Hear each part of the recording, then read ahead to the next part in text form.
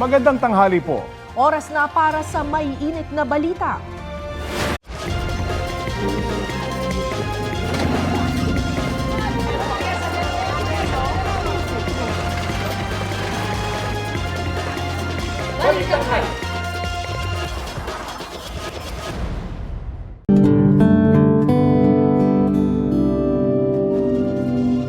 Ngayong Semana Santa, nakatutok ang GMA Integrated News sa mga pinakasariwang sitwasyon sa biyahe sa ilang bus terminal, pantalan at paliparan. Binabantayan din natin ang iba pang malalaking balita sa loob at sa labas ng bansa. Mag-uulat sa latest sa biyahe sa Batangas Port si Dano Tingkungko. Si Darlene Kai ay nakabantay sa Ninoy Aquino International Airport. At ang latest sa City of Pines, para sa mga mamamasyal doon ngayong Semana Santa, ihahatid naman ni Mav Gonzalez. Unti-unti na rin dumarami ang mga pasaherong paprobinsya sa ilang bus terminal sa Cubao, Quezon City. Ang ilan sa kanila oras nang hinihintay para magbakasakali na makasakay sa bus. Balitang hatid ni James Agustin. Nag-leave na sa kanyang trabaho si Leia para makabiyahe pa uwi sa Pangasinan ngayong araw. Susulitin na raw niya ang ilang araw na bakasyon. Para hindi maraming tao, tsaka hindi matraffic. Madaling araw. Kung may pauwi sa mga probinsya, mayroon din mga bumiyahe papunta rito sa Metro Manila ngayong Semana Santa. Gaya ng senior citizen na si George, na galing sa La Union. Pagpasok ng Semana Santa, galing Manila papuntang probinsya, mahirap, maraming pasahero. Pero biyahe pa Manila, hindi gaanong mahirap. Fully booked na ang biyahe na patungong Ilocos Sur, Abra at La Union sa April 16, Miyerkules Santo. Marami pa naman masasakyan ngayong araw hanggang bukas. Tuloy-tuloy na rin ang dating ng mga pasahero sa bus terminal na ito. Si RV nag-leave na sa trabaho para makauwi sa Dait, Camarines Norte. Kahapon pa siya matyaga naghihintay na masasakyang bus. Sobrang hirap po. Kasi po mula kagahapon, 3:30 po nandito na ako eh. Ngayon, 7:30 raw po yung makakasakay po ako para iwas traffic din po sana. Kaso yun po, sobrang haba po ng pila, kaya inabot na po ang ganitong oras. Biyahe naman pa Quezon ng senior citizen na si Ruben, kasama ang asawa, anak at mga apo. Dalawang rason ng kanilang bakasyon. Pagunita sa Semana Santa at para ipagdiwang ang ika-76 na taong karawan ng kanyang nanay. Mahirap kasi makipagsabayan sa mga katulad ng holiday, Sabado, Linggo. Kaya lalo ganyan, may mga kargada kami, may mga bata. Kaya itinao namin ng Lunes. Fully booked na ang biyahe ng air-conditioned buses na patungong Camarines Norte hanggang April 17, Huwebes Santo. May ilang biyahe pa naman na hindi fully booked, pa Camarines Sur at Albay. Sa mga chance passenger po na walang reservation para sa aircon bus, marami naman po kami na mga ordinary na pwede nila masakyan. Kaya lamang po ay medyo maghihintay lamang po sila kasi ang mga bus po namin is galing pa rin po sa biyahe. James Agustin, nagbabalita para sa GMA Integrated News. Kumustahin naman natin ang sitwasyon sa Ninoy Aquino International Airport o NAIA. May ulat on the spot si Darlene Kai. Darlene.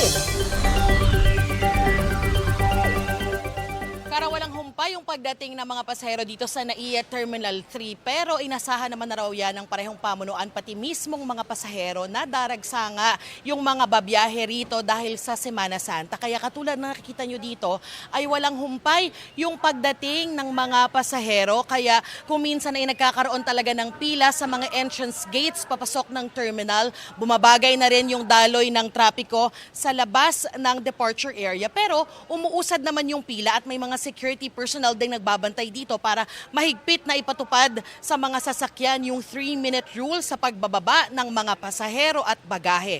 Ayon sa DOTR o Department of Transportation at ng operator ng NAIA na NNIC o New NAIA Infra Corporation ay maaaring umabot sa 1.18 million ang kabuang bilang ng mga pasaherong babiyahe sa NAIA mula April 13 hanggang Linggo ng Pagkabuhay, April 20. Maaari raw umabot sa 157,000 kada araw ang mga pasahero rito ito, kaya nagdagdag na ng personnel sa check-in counters at security personnel sa loob at labas ng paliparan. Sabi ng NNIC, kung ikukumpara sa Semana Santa 2024 ay mas mataas ng halos 15% ang bilang ng mga pasahero ngayong taon.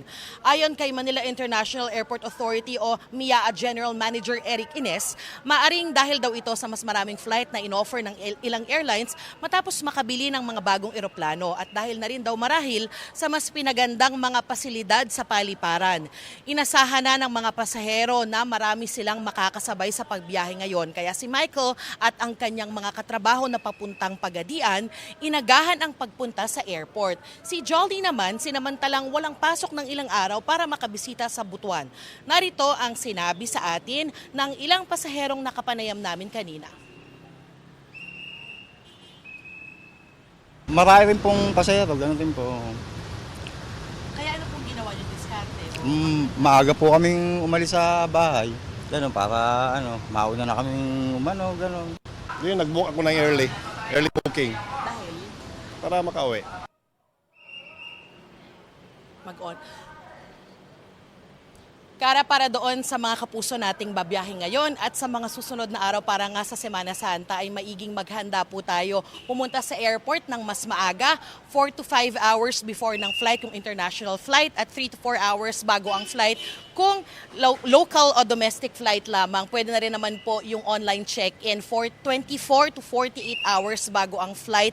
Depende sa airline na pinagbilhan nyo ng ticket. Yan ang latest mula dito sa NAIA Terminal 3. Balik sa'yo, Kara. Maraming salamat, Darlene Kai.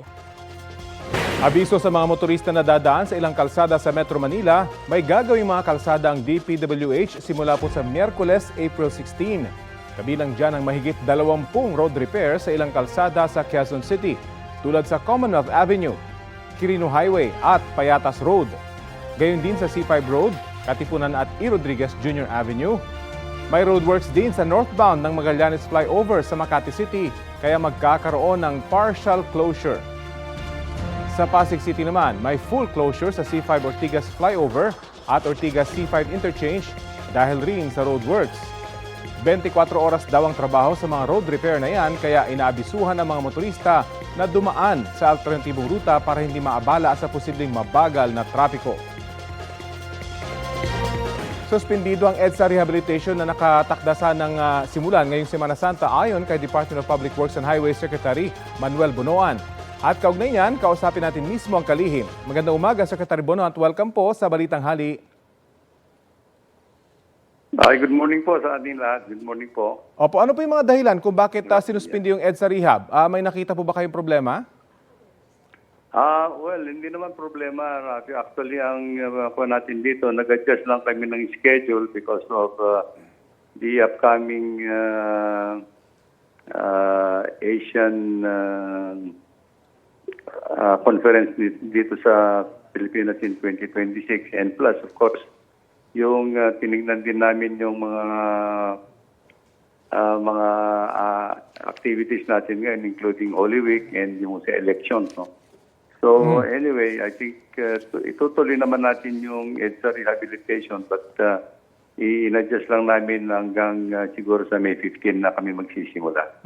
Pero hindi ba Para tamang-tama hindi naman masyadong maabala yung mga traffic natin, movement natin dito sa Holy Week at saka sa elections. Okay. Kailan po yung target na masimulan yung EDSA rehab at hindi ba mas maganda sana kung Holy Week dahil mas konti supposedly yung trapiko, yung mga dumadaan sa ating mga kalsada? Marami kasi nagbibiyahe actually during Holy Week pa. Okay. Kaya hindi namin we just want to disturb so much yung mga traffic. Especially nagmamadali lahat yung mga tao during Holy Week.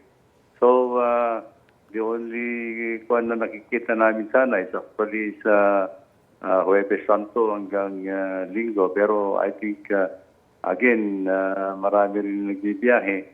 So, minabuti na namin na i-postpone na lang muna namin hanggang matapos ang eleksyon ng siguro. Sa May 15 kami naka-schedule magsisimula. Opo. Still, meron po mga road repairs na isasagawang DPWH. Paano po masisiguro na matatapos ito pagkatapos ng Semana Santa? Matatapos ito because actually most of the kwan dito is actually yung mga pavement rehab lang naman ito, yung mga overlay at saka magdadagdag lang ng mga asfalto sa mga deteriorated sections dito sa Metro Manila. So it's not going to be very trabaho ito. So madali lang to. Okay. Bukod po sa mga kalsada dito sa Metro Manila, kumusta naman po yung mga road repairs sa mga paprobinsya naman? Gaya po sa Andaya Highway sa Lupi, Camarines Sur, nagkaroon po ng traffic noon, hindi? Inaabot ng siyam-siyam yung biyahe dahil sa nasirang kalsada.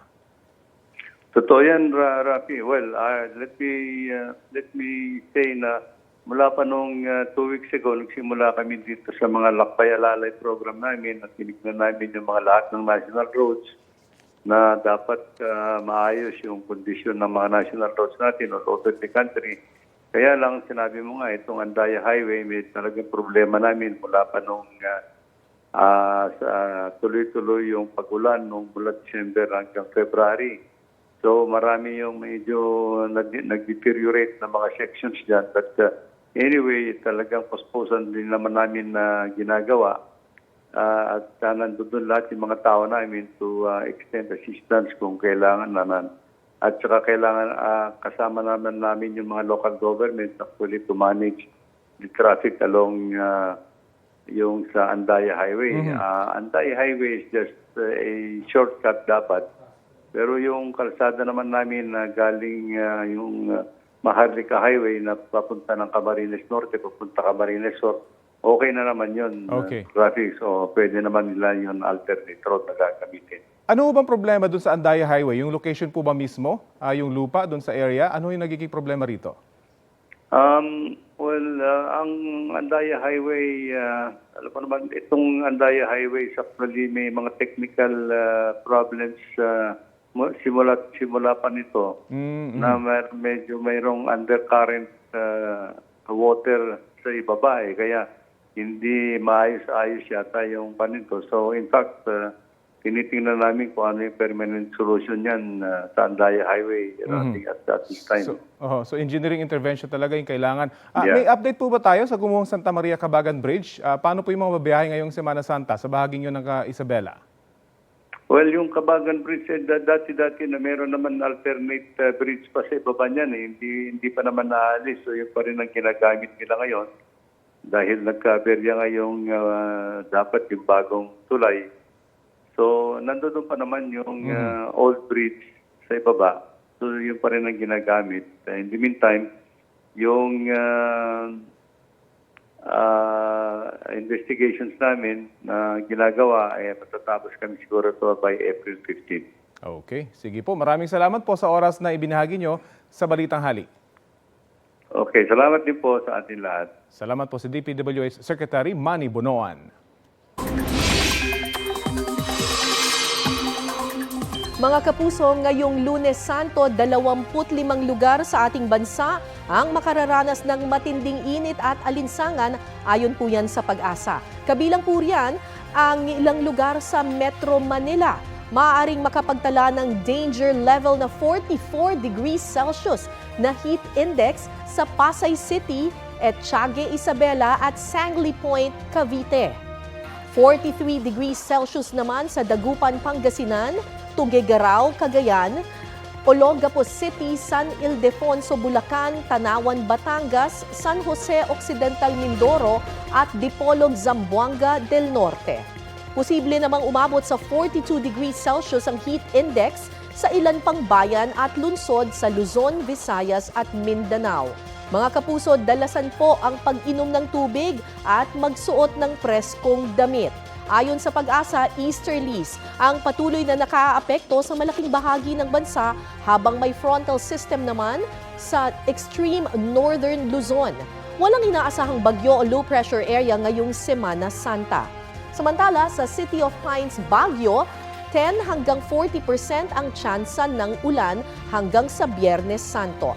0 hanggang 30% naman sa Metro Cebu, 0 hanggang 70% sa Metro Davao, habang dito sa Metro Manila, maglalaro sa 10 hanggang 40% ang tsansa ng ulan ngayong araw hanggang sa Biyernes Santo. Good news po tayo para sa mga kapusong bibiyahe ngayong Holy Week. May big time rollback sa presyo ng ilang produktong petrolyo bukas. Sa anunsyo ng ilang kumpanya ng langis, 3 pesos and 60 centavos ang bawas presyo sa kada litro ng gasolina. 2 pesos and 90 centavos naman sa diesel. Habang sa kerosene, 3 pesos and 30 centavos ang rollback sa kada litro. Ayon po sa DOE, kabilang sa mga nakapagpababa sa presyo ng mga produktong petrolyo ang trade war sa pagitan ng Amerika at China. Ito ang GMA Regional TV News. May init na balita mula sa Luzon, hatid ng GMA Regional TV. Patay ang isang lalaki habang sugatan naman ang kanyang asawa at anak matapos maaksidente sa kalsada sa Malasiki, Pangasinan. Chris, anong nangyari dyan? Kara, 2 truck ang nakabangga sa sinasakyan nilang kolong-kolong sa barangay San Julian. Una silang nasalpok ng isang nag-overtake na mixer truck. Napunta ang kolong-kolong sa kabilang linya na nabangga naman ang paparating na truck. Nasa kustodiya na ng pulisya ang mga driver ng 2 truck na parehong tumangging magbigay ng pahayag. Ayon sa kaanak ng mga biktima, handa silang makipag-areglo sa mga truck driver para sa lahat ng gastusin. Sumiklab naman ang sunog sa isang industrial park sa barangay Paliparan 1 sa Dasmariñas, Cavite. Ayon sa mga otoridad, nagtagal ng mahigit 10 oras ang sunog bago tuluyang naapula. Walang naitalang nasawi o sugatan sa insidente. Patuloy naman ang investigasyon ukol sa sanhi ng apoy at halaga ng pinsala. Balik bansa na ang mga Pilipinong naging bahagi ng Humanitarian Assistance at Disaster Response Mission sa Myanmar kasunod ng magnitude 7.7 na lindol doon. Balitang hatid ni Bam Alegre. Sinalubong ng mga sundalo ng Philippine Air Force ang pagbabalik sa Pilipinas ng delegasyon na pumunta ng Myanmar para sa Humanitarian Assistance at Disaster Response Mission doon. Pasado hating gabi na lumapag ang Philippine Interagency Humanitarian Contingent sa Villamor Air Base sa Pasay. Binubuo ang grupo ng 89 na individual mula sa iba't ibang ahensya ng pamahalaan tulad ng Philippine Air Force, Philippine Army, Bureau of Fire Protection, MMDA, Department of Health, DENR at Office of Civil Defense. Kabilang sa mga sumalubong sa kanila si Secretary of National Defense Gilbert Chodoro at si Health Secretary Ted Herbosa. I know you've just undergone several days of sleepless nights, a long journey, mahabang biyahe, papunta at pabalik. So sa ngalan ng ating Pangulo at ang sambayanan, kami po'y nagpapasalamat unang-una sa Panginoon na inuwi niya kayong ligtas sa kapahamakan. Pangalawa, na naipamalas po ninyo ang espiritu ng Pilipino na tumutulong sa kapwa. Inilahad ni Dr. Ivy Losada, ang team leader ng DOH Philippine Emergency Medical Assistance Team, ang mga hamon na hinarap nila sa kanilang misyon sa Myanmar. Lalo at marami sa mga kababayan natin doon ang nangangailangan ng medical assistance. Karamihan sa kanila natutulog pa rin sa labas. Sa hospital, ayaw nilang matulog sa loob ng mga wards. Doon po sila sa open space. May mga aftershock pa rin daw na naramdaman sa ilang araw nila sa Myanmar. Dumating po kami ng 1 and noong April 2 po, nabigyan kami ng worksite assignment doon sa Naubitaw, Myanmar, which is na-assign sa amin yung Jade City, which is merong reported na mga trap victims. And we perform search operations using our technical equipment. So wala pa kami nakitang sign of life. Narito yung 2 C-130 aircraft na nagdala sa ating delegasyon pabalik dito sa Pilipinas. Sa ngayon, naghihintay pa yung ating pamahalaan ng karagdagang request mula sa Myanmar kung magpapadala pa tayo ulit ng panibagong team. Nagsasagawa ng briefing ang Department of National Defense at ang buong delegasyon para malaman ang sitwasyon sa Myanmar, lalo na ang update sa 2 nawawalang Pilipino roon. We still have to make a full accounting, no? As far as I know, may naman na-identify na, but hindi pa nabavalidate. So we'll have to wait for the validation at kung na-validate ito, ma-inform yung next of kin. Bam Alegre, nagbabalita para sa GMA Integrated News.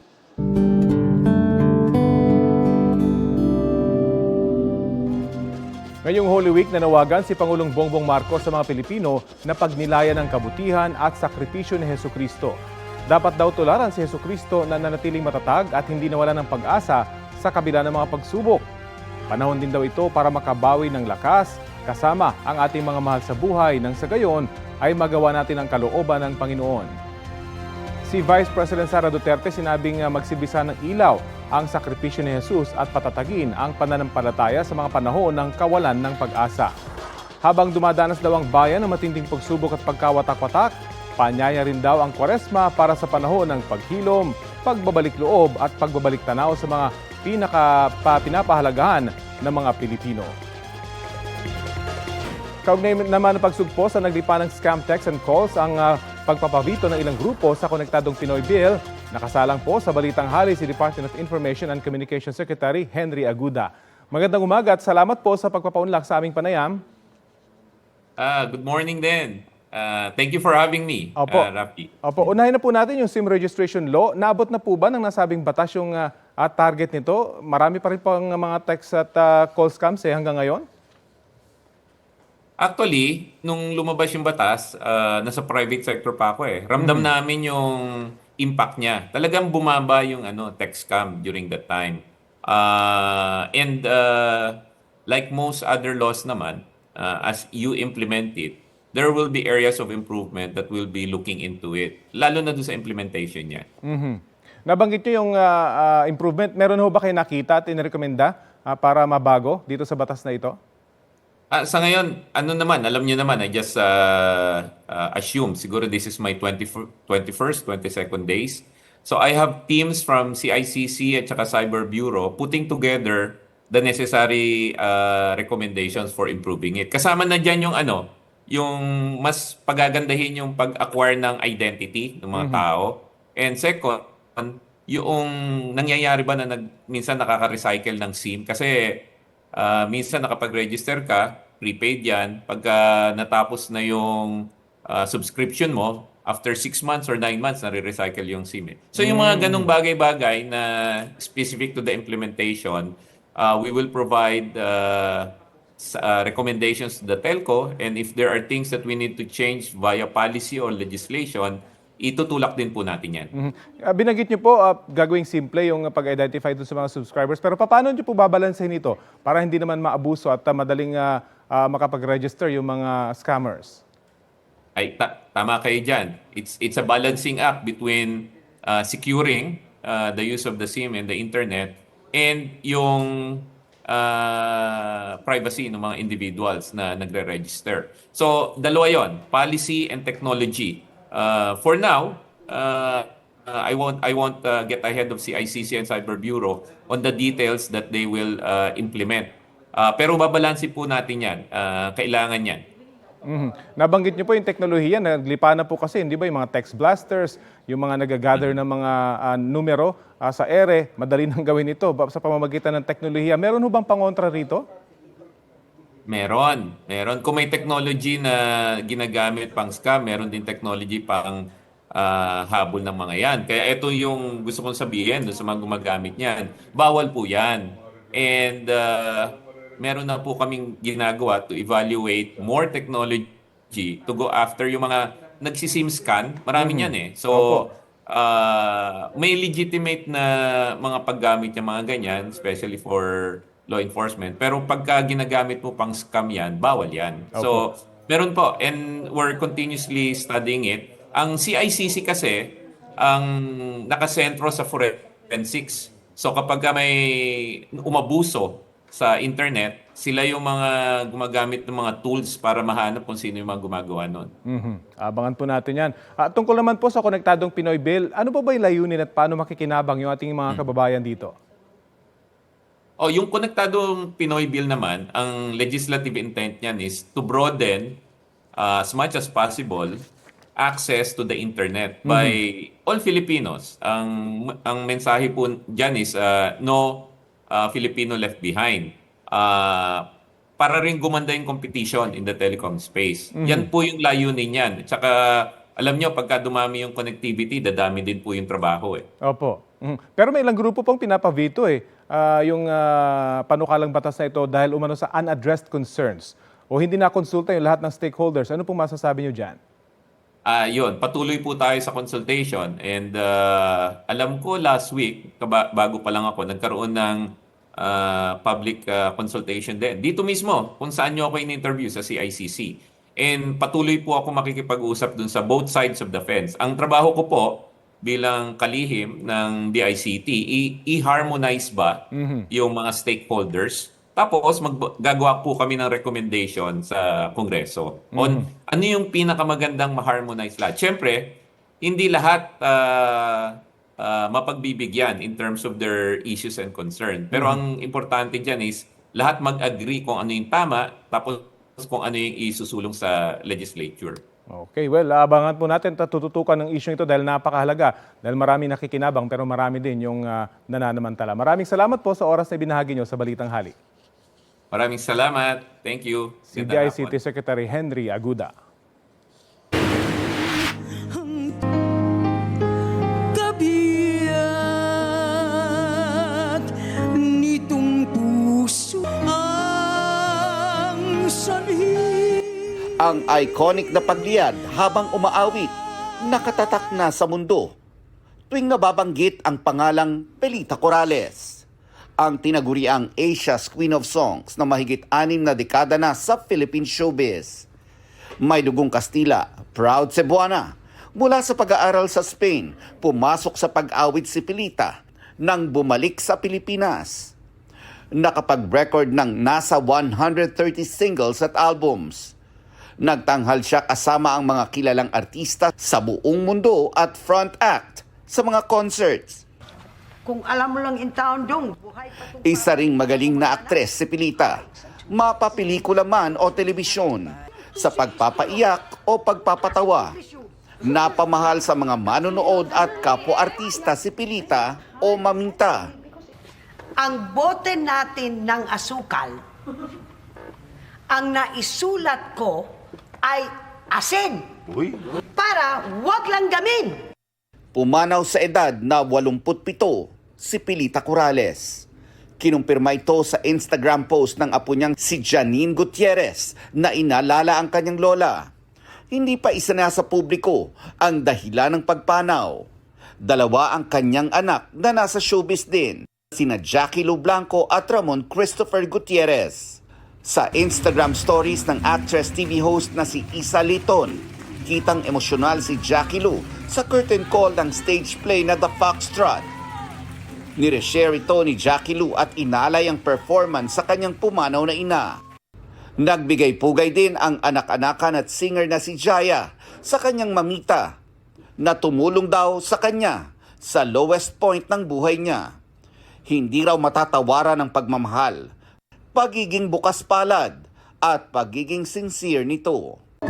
Alaala kita, saan ka man naroon.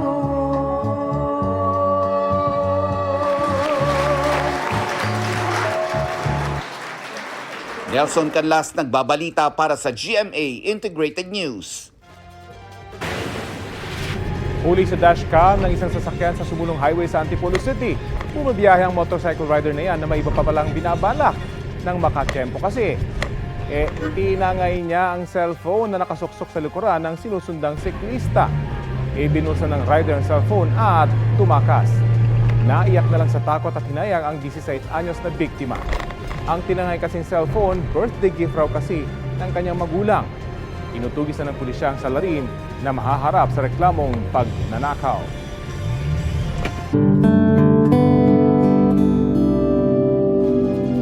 Nag-inspeksyon sa ilang bus terminals si Department of Transportation Secretary Vince Dizon ngayong Lunes Santo. Detalyo tayo sa ulat on the spot ni Oscar Oida. Oscar? Yes, Kara, kasama nga tayo ni DOTR Secretary Vince Dizon nang maglibot kanina sa may Parañaque Integrated Terminal Exchange o PITX maging sa mga terminal dito sa Pasay.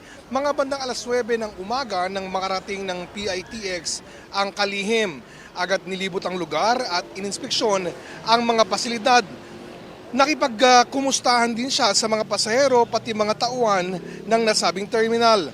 Ayon kay Sekretary, mukhang maayos naman daw ang patakbo sa PITX. Ilan nga lang daw sa mga punan niya ay ang kailangan daw na mas marami pa ng CR. Bagamat malinis naman daw, madagdagan daw dapat dahil napakalayo raw ng lalakarin ng mga tao para lang makarating ng CR. Napansin din ng kalihim ang kalagayan ng mga dispatcher na nasa may mainit na lugar. Dapat daw ay mabigyan ng mas maayos na pwesto ang mga ito. Yung mga signages na mga short travel, nakapansin din niya yun. Wala raw kasi mga oras. Dapat daw may mga nakalagay na oras ito at dapat nasusunod para alam ng mga tao kung anong oras ang mga biyahe. Batid naman ng pamunuan ng PITX na di perpekto ang kanilang sistema, pero malaki daw ang may tutulong ng mga pointers ng kalihim para mas mapaganda ang kanilang operasyon. Samantala, Kara, sunod na mga ininspeksyon ni Secretary Dizon ang mga bus terminal dito sa Pasay. Sa isang bus terminal sa lugar, di na itago ng kalihim ang kanyang pagkadismaya nang abutan niyang nagsisiksikan sa mga waiting shed na yari sa trapal ang mga naghihintay na pasahero. Lalo pa siyang nainis nang makita ang mga palikuran na bukod umano sa madumi, maliit pa. Ayon kay Secretary, ipapatawag ang may-ari ng bus company na nag-ooperate nito para pagpaliwanagin. Pero ipapasara daw nito matapos ng Semana Santa. Samantala, ayon sa DOTR, may plano na silang magpagawa sa Valenzuela ng terminal na katumbas ng PITX sa norte. Kara? Maraming salamat, Oscar Oida.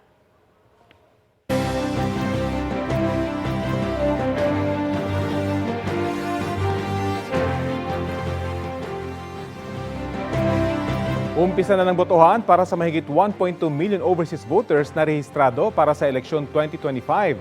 At sa unang pagkakataon, ilan sa kanila ay pwedeng bumoto gamit ang internet. Sa New York sa Amerika, ilang overseas voter na ang nakaboto online. Sabi na ilang nakausap ng GMA Integrated News, madali at mabilis lang ang online voting basta kumpleto ang valid ID at iba pang requirements. Sakali rin magkaaberya sa online voting, may help desk ng ating konsulado sa New York. Nakaboto na rin ang ilang overseas voters sa Hong Kong. Marami sa kanila kinailangan pang pumunta sa konsulado dahil nahihirapan sila sa pre-registration at pagpasok sa online voting and counting system o VCS ng COMELEC. Available ang internet voting sa 77 lugar abroad. Kailangan lang mag-pre-enroll hanggang May 7. Sa 16 na lugar naman, kailangan pa ring bumisita sa konsulado o embahada para makaboto. Magtatapos ang overseas voting kasabay ng pagtatapos ng botohan dito 7 p.m. sa May 12 oras sa Pilipinas.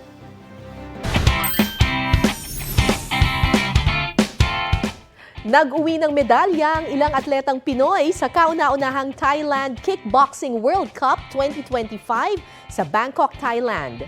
8 gold medal, 4 na silver at 10 bronze medals ang naiuwi ng Philippines Kickboxing Delegation mula sa kompetisyon.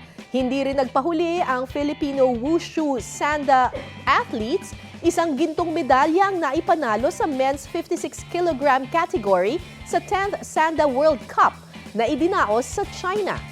2 bronze pa ang naiuwi ng 2 pa nating atleta sa Wushu. Ito ang GMA Regional TV News. Mainit na balita mula sa Visayas at Mindanao, hatid ng GMA Regional TV. Patay ang isang babae sa Mabuhay, Zamboanga, Sibugay matapos tagain ng kanyang kinakasama. Sarah, anong pinagugutan ng krimen? Rafi, away sa hiraman ng cellphone ang tumapo sa buhay ng 20 anyos na biktima. Ayon sa pulisya, galing sa inuman ang suspect at nanghiram noon ng cellphone sa kinakasama niya. Tumanggi ang babae at doon nagalit ang suspect. Pinagtataga niya ang biktima gamit ang piko. Sumaklolo ang mga residente pero di na umabot ng buhay sa ospital ang biktima.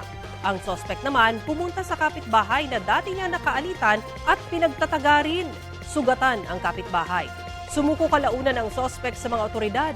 Wala siyang pahayag.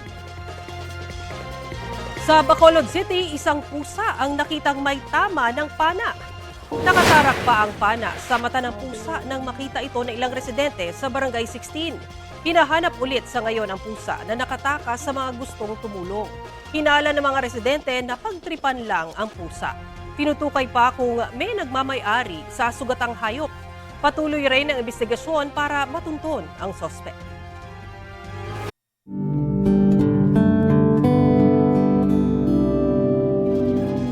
Sinurpresa ni Pope Francis ang mga dumalo sa Linggo ng Palaspas sa St. Peter's Square sa Vatican City. Buona Domenica delle Palme.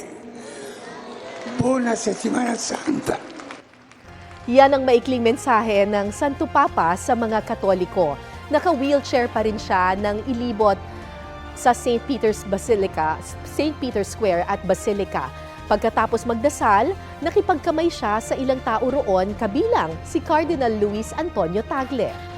Kumpara sa unang public appearance ni Pope Francis pagkalabas niya ng ospital, wala siyang suot na oxygen tube kahapon. Patuloy ang recovery ng Santo Papa mula sa sakit na double pneumonia.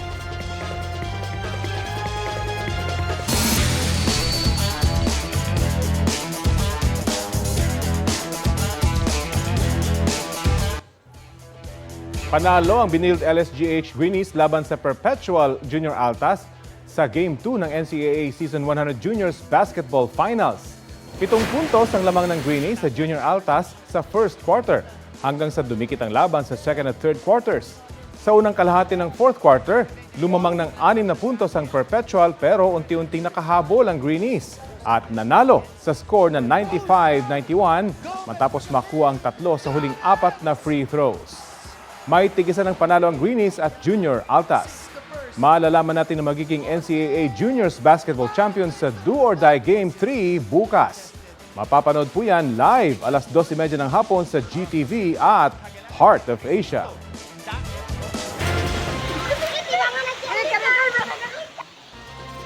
Banyay-banyay ng mga isda ang lumitaw sa dalampasigan sa isang barangay sa Haji Muhtamad, Basilan. Mga isda na gaya ng tamban at alumahan. Tila nagpiesta ang mga residente na kanya-kanyang dampot. Mahigit 6 na pong icebox ang napuno raw ng mga isda. Sabi ng ilang residente, uulamin o hindi kayo ibebenta nila ang mga isda na itinuturing nilang biyaya. Ayon sa LGU, ang paglitaw ng maraming isda sa dalampasigan ay resulta ng kanilang seryosong pagbabantay kontra illegal fishing.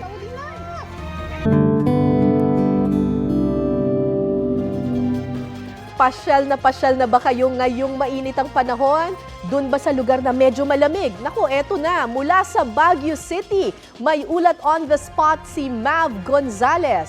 Mav! Kara, sa Huwebes pa inaasahang dadagsa yung mga turista dito sa Baguio City, pero ngayon pa lang, meron ng mga ilang nagbabakasyon bago ang Holy Week rush. 18 degrees Celsius ang sumalubong sa mga nasa Baguio City kaninang umaga. Marami-rami ng turista ngayon sa Burnham Park. Hindi na raw sila sumabay sa Holy Week holiday para makaiwas sa traffic at siksikan sa mga pasyalan. Kaya naman walang pila sa mga activities gaya ng boat ride at bike. Kahapon naman kahit tirik ang araw, marami ring namasyal sa Mines View Park. Mae-enjoy mo ang panoramic view sa Mines View sa entrance fee na 5 o 10 pesos. Marami ring tandahan at photo stops. Pwede pang humiram ng igurot costume. Pero isa sa mga bida rito sa Mines View ang mga asong St. Bernard. Narito po ang panayam namin dito sa Baguio City. 17 years. Matagal na. 17 years po. Pang ilang henerasyon na po sila ng mga Pang original? 5. Marami talaga. Dadayo talaga. Aakyat ng Baguio. First time kasi namin ditong makarating. Sinasabi kasi nila kasi lamig daw sa US. Hindi naman ganun kainit. Hindi naman dun kalamig. Sa Manila, grabe. Talagang mapapasok pa mo. Konti pa lang yung traffic.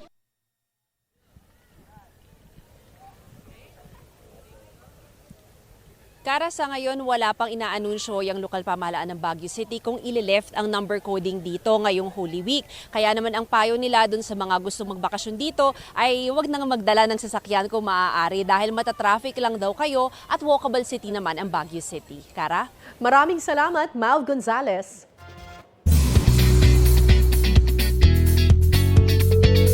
Ang K-League over the weekend, baon forever ng Pillow Army. Jam-packed ang MOA Arena sa two-night Hope on the Stage tour ni J-Hope sa Manila. Electrifying performance ang hatid ni Hobie. Hit singles man niya o ng BTS. Siyempre, concert ba yan sa Pinas kung hindi makikising along ang Pinoy fans? Kabilang sa Sea of Red na dumalo ang kapuso personalities na sina Shaira Diaz at fiancé na si E.A. Guzman at si Mariso Mali. Naroon din ang content creator na si Niana Guerrero na na-meet pa si Hobie backstage. Nirepost pa ng Korean superstar ang encounter nila. Tanong ngayon ng ARMY, kailan kaya babalik ang OT7 ng BTS sa Pilipinas? Don't burst, take it to the course. May bagong dance cover si Marian Rivera sa TikTok. Have you ever met the kapuso primetime queen na humataw sa Like Jenny ni Blackpink member Jenny? On point sa bawat beat ang moves ni Yan Yan. Suot ang black and pink outfit. I think I really like daw ang netizen sa video na almost 11 million na ang views. Nelson Canlas nagbabalita para sa GMA Integrated News. Kumustahin naman natin ang sitwasyon ng mga pasahero sa Batangas Port. May ulat on the spot si Dano Tingkungko. Dano? At Rafi, unti-unti na ngang napupuno ng pasahero itong Batangas Port. Hindi lihis yan sa inaasahan lalo ngayong Lunes Santo. Kahit malayo sa kahapon ng tagpo, ngayong umaga sa Batangas Port kung pila ang pag-uusapan, kahapon blockbuster ang pila pa Udjongan Romblon, pero kanina maaliwalas pa sa mga ticketing booth at pre-departure area. Ito ang sinamantala ng ilan na iniiwasan ng siksikan lalo't papalapit na ang Miyerkules Santo. Tulad ng pamilya Robles na biyaheng Kalapan mula pa sa Nabotas, ngayong umaga rin ay maaliwalas pa ang pila sa mga ticketing booth papuntang Udjongan Romblon. Malayo yan sa mga mahabang pila kahapon. Ayon sa ilang mga shipping line ay meron pang ticket pa Romblon ngayong umaga kaya kung may plano, agahan na ang punta. Sa tala ng pamunuan ng Batangas Port as of 8 a.m. kanina, nasa 5,000 na ang bumiyahe via Batangas Port.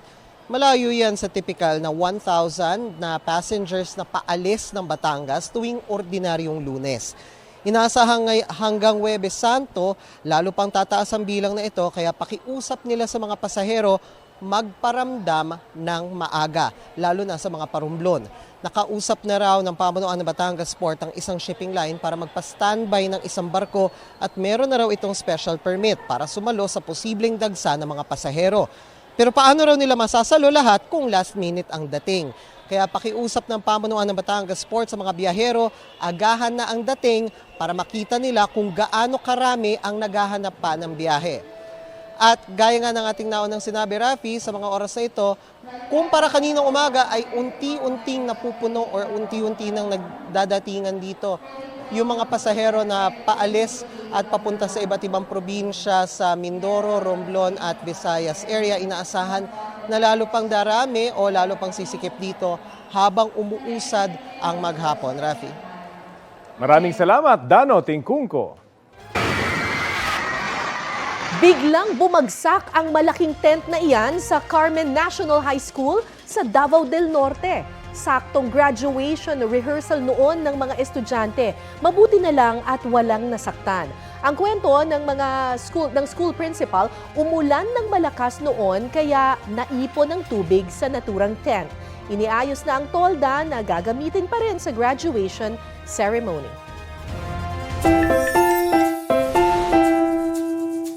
Sa mahal magpalaki ng bata, pet na lang daw ang bet na alagaan ng ilan. Oo nga, ganyan nga yung iba. No? Patunay riyan ang ating pampagood vibes from Cavite City. Tamang catitude lang. Yan ang eksena ni Carla Lat at ng kanyang alaga. Kung pagiging behave kasi ang usapan, bahala na raw ang pusang si Batman. POV o point of view raw yan ng dalawa kung dadalo sa reunion. Si Carla ang magulang, ang rescue cat is Batman naman ang fur baby. Sabi ng netizens, hindi na kailangan ng DNA test dahil Pusative naman daw na magkamuka ang dalawa. Viral online ang video with 2.6 million views. Trending! Ito po ang Balitang Hali. Bahagi kami ng mas malaking misyon. Rafi Timo po. At sa ngalan po ni Connie Season, ako po si Cara David para sa mas malawak na paglilingkod sa bayan. Mula sa GMA Integrated News, ang News Authority ng Filipino.